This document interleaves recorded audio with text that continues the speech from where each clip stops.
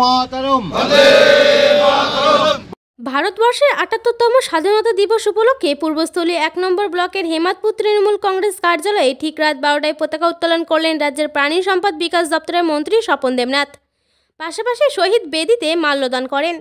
আজ বীর স্বাধীনতা সংগ্রামীদের শ্রদ্ধার সঙ্গে স্মরণ করেন এবং বিনম্র চিত্তে প্রণাম জানান। মন্ত্রী স্বপন দেবনাথ ছাড়াও আজকের এই অনুষ্ঠানে উপস্থিত ছিলেন পূর্বস্থলী ১ নম্বর ব্লকের তৃণমূল কংগ্রেসের ব্লক সভাপতি রাজকুমার পাণ্ডে, পূর্বস্থলী ১ নম্বর ব্লকের পঞ্চায়েত সমিতির সভাপতি দিলীপ মল্লিক ও পরিমল দেবনাথ সহ বিশিষ্ট ব্যক্তিগণ। সব খবর সবার আগে মানুষের সাথে মানুষের পাশে। প্রতিনিধি সৈয়দ আবু জাফরের রিপোর্ট, MBS নিউজ।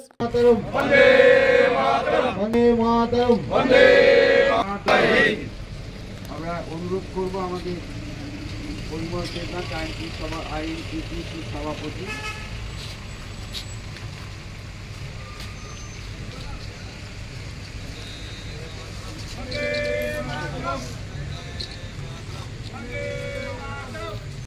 আজকের এই মিড নাইটে স্বাধীনতা দিবসের অনুষ্ঠান আমরা এখানেই শেষ করলাম।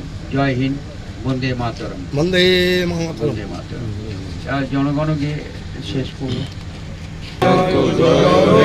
ভারত ভাগ্য বিধাতা, পঞ্জাব সিন্ধু গুজরাট মারাঠা, দ্রাবিড় উত্তর বঙ্গ, বিন্দু হিমাচল যমুনার গঙ্গা, উচ্ছল তরঙ্গ।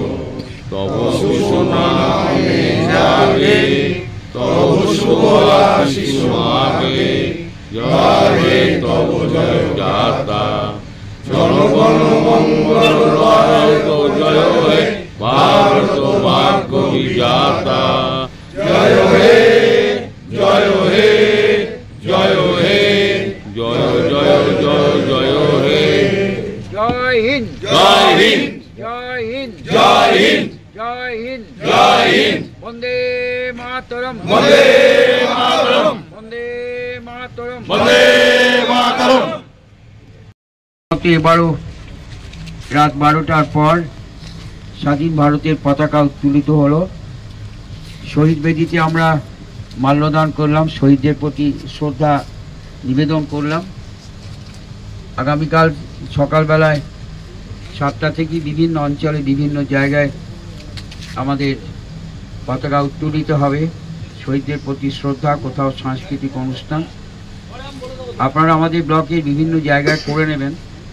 তবে আমি কালকে কালনা 1-এর মুরাগাছা কলেজে ব্লাড ডোনেশন ক্যাম্প, বৃক্ষরোপণ, মোটপুরে বিধায়ক সহায়তা কেন্দ্রে পতাকা উত্তোলন, আরও প্রোগ্রাম আছে। সভাপতি আমি তো থাকতে পারবো না।